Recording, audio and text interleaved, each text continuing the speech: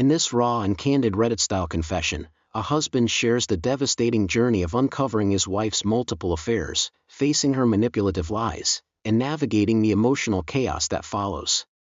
From the first uneasy signs to the painful confrontation, and from the heartbreaking betrayal to the difficult path toward healing, this story dives deep into the complexities of love, trust, and self-respect. If you've ever wondered what it's like to survive infidelity and reclaim your identity, this honest account offers both a warning and a glimmer of hope. Hey Reddit, I never thought I'd be the guy posting here, but here we are. I'm a 34-year-old married guy, married to Lisa for about 6 years now. We have 2 kids, a house, and what I thought was a pretty stable life. We weren't perfect, who is, but I honestly believed we were solid. Lately, though, things started to feel off. Lisa became distant, not in the busy with work way, but like she was somewhere else emotionally. She'd come home later than usual, always had some excuse about extra hours or meeting a friend. You know how it goes. I tried not to jump to conclusions because I wanted to trust her. But she changed. Little things added up. Her phone was suddenly glued to her hand, she would get defensive if I asked about her day, and she stopped sharing stuff like she used to. The sex life? Practically disappeared. I was confused and worried, but I didn't want to accuse her without proof. Honestly, I was trying to hold it together for the kids. I thought maybe she was stressed or depressed or something. I even suggested counseling once, and she blew up, saying I was overreacting and acting like a jealous ex. So yeah, I was stuck, biting my tongue, hoping this phase would pass. But deep down, something kept nagging me. That's how it all started, and I had no idea how much my whole world was about to crash down in the next few days. Okay, so the turning point came one random Tuesday evening. I was working late at the office, and Lisa said she'd be out with some old friends. Fair enough, I trusted her enough not to question it. Around 10 p.m., I got a text from her saying she might crash at a friend's place because she was too tired to drive home. I thought that was odd but didn't think much of it. When I finally got home around midnight, the house was quiet. No sign of her. I checked her phone, yeah, I know, privacy issues and all, but something was eating at me. The phone was locked, which she never did before. I waited a few days, trying to convince myself I was just being paranoid. But then I noticed something weird on her social media. There was a new friend, some guy she never mentioned. Their comments back and forth were flirty, obviously more than just friends catching up. That's when my stomach twisted. I started digging quietly, no stalking, just piecing together things. And that's when I found the first real proof, a message on her laptop she forgot to lock. It was from that guy, talking about last night was amazing and can't wait for next time. That's when I felt like someone punched me in the gut. My Lisa, my wife, my partner of 6 years, was cheating on me. And I was blindsided. So, the next day I decided I couldn't keep pretending. I needed answers. I sat Lisa down after the kids were asleep and laid it out. I saw the messages. Who is this guy? What the hell is going on? And oh boy, the reaction. I swear, I didn't even recognize her. Instead of owning up, she immediately went into full defense mode, eyes narrowing, voice sharp, like I was the one who did something wrong. She starts with, "You're insane. That's nothing. You're reading too much into harmless chats." Then it got worse. "Maybe if you paid attention to me, I wouldn't have to talk to other people." Bitchy? Check. Defensive? Double check. I pressed harder, showing her the messages. She just scoffed, rolling her eyes, and said, "Fine, I slept with him. But you're so boring and pathetic, I needed some excitement. Don't act like you didn't see this coming." And then the lies started flying. She said it was just once, that it didn't mean anything, and that I was the reason she felt neglected. She even accused me of spying on her and invading her privacy, like that gave her a free pass to cheat. It was surreal. The woman I loved was suddenly a liar, a manipulator, and utterly cold. I didn't know whether to be furious or crushed. Probably both. After that confrontation, I was a complete mess.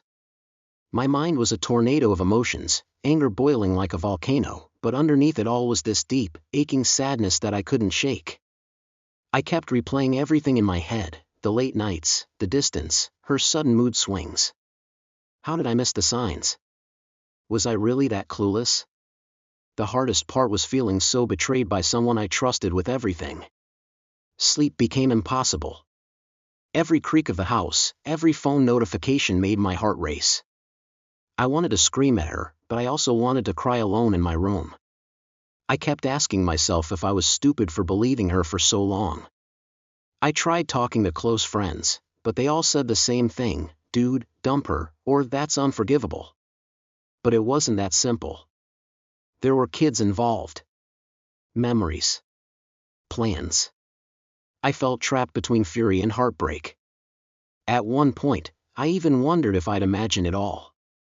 Like some cruel prank. But the messages were real, and so was the lie dripping from her every word. Just when I thought I'd heard it all, Lisa pulled another stunt that knocked the wind out of me. A few days after the big confrontation, I caught her deleting texts on her phone, something she'd never done before.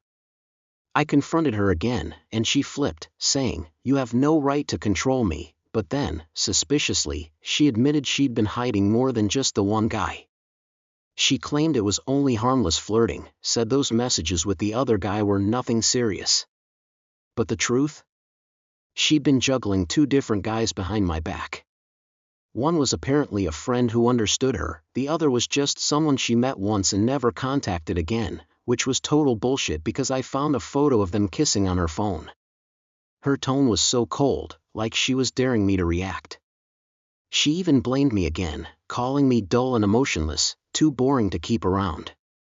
I couldn't believe how easily she lied, how casually she threw my feelings aside like garbage. By this point, I was beyond exhausted, mentally, emotionally, physically. Every day felt like walking through a nightmare where the woman I loved was a stranger who had been living a double life. I tried to talk to Lisa calmly again, hoping maybe we could salvage something. But every attempt ended with her shutting me down or twisting my words. One time, she yelled, "Maybe I never loved you. Maybe I was just stuck because of the kids." That line hit me like a ton of bricks. It was brutal and cold, and I realized she wasn't just cheating, she was ready to tear everything down, no matter what. I started avoiding her. Sleeping in the guest room. Pretending to be fine in front of the kids. But inside? I was falling apart. In the middle of all this chaos, something unexpected happened. Lisa's best friend, let's call her Sarah, reached out to me. At first, I was suspicious. Why would Lisa's best friend be contacting me during this mess? But Sarah said she'd known about the cheating for weeks and had tried to convince Lisa to come clean. She told me things I didn't know. Lisa had been planning to leave me for months, had been lying about working late and hanging out with friends. Sarah was upset too, but said she couldn't get through to Lisa because Lisa was too stubborn and selfish. Hearing this from someone else made the betrayal feel even more real. But also strangely comforting, like I wasn't completely alone. Sarah didn't judge me, didn't take sides. She just wanted me to know the truth and offered to help however she could. Things kept spiraling. One night, Lisa came home drunk, slamming the door like she owned the place. She started yelling at me for spying and making her miserable, but then, suddenly, she dropped the bomb: "I'm done pretending, I want a divorce." I was stunned. Just like that, after all the back and forth, all the lies, she wanted out. But here's the kicker: she wanted to take the kids with her, claiming I was an unfit father because I wasn't fun or understanding. I tried to argue, to reason, but she was already packing her bags, looking like she couldn't wait to get away. I realized then this wasn't just about cheating, it was about control. She wanted to break me down and win, no matter the cost. That night, I stayed awake, wondering how I got to this place where my marriage was in ruins and my family was falling apart. The days after Lisa's declaration were a whirlwind. One minute I was furious, ready to fight for my family. The next, I was numb, barely able to eat or sleep. I kept replaying our years together, both the good and the awful. Was this really how it ended? Was I a failure as a husband? As a father? Lisa, meanwhile, acted like a completely different person, sometimes cold and distant, sometimes sarcastic and cruel, other times suddenly sweet, like she wanted me back. It was confusing and exhausting. I felt like I was being toyed with. Like she enjoyed having this power over me. But through all the chaos, one thing was clear: I needed to decide what I wanted, and fast. After a lot of sleepless nights and long talks with friends and Sarah, I made a decision. I wasn't going to let Lisa's lies and betrayal define me, or my relationship with my kids. I decided to separate, at least for now, to give myself space to heal and figure out what I really wanted. I told Lisa calmly that I needed time apart, that I couldn't be in a marriage built on lies and manipulation. She didn't take it well. She threw a tantrum, called me names, accused me of trying to ruin her life. But I stood my ground. It wasn't easy. There were moments when I doubted myself, when I missed the wife I thought I had.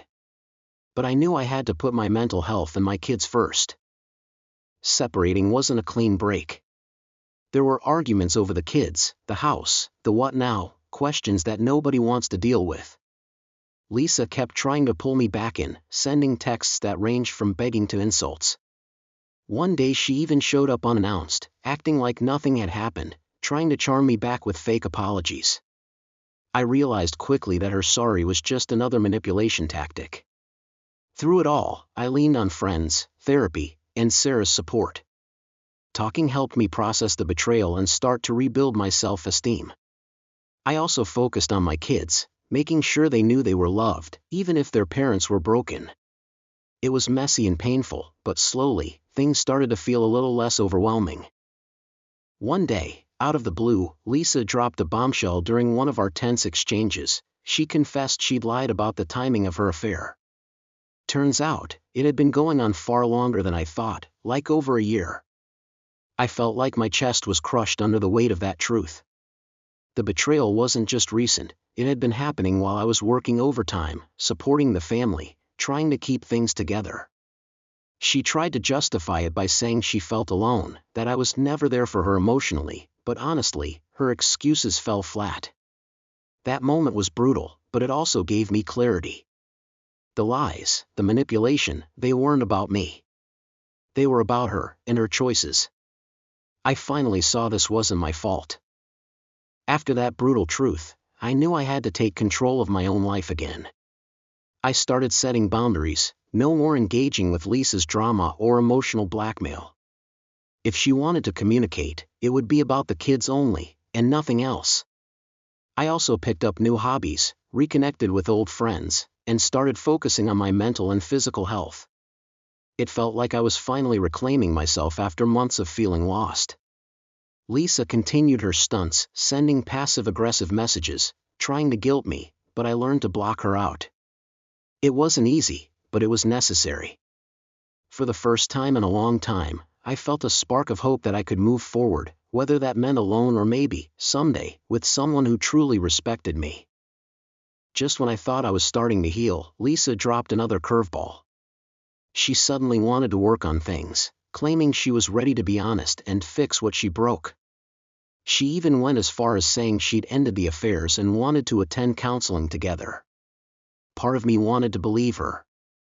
I mean, after all we'd been through, the idea of saving the marriage felt tempting, especially for the kids. But I was skeptical.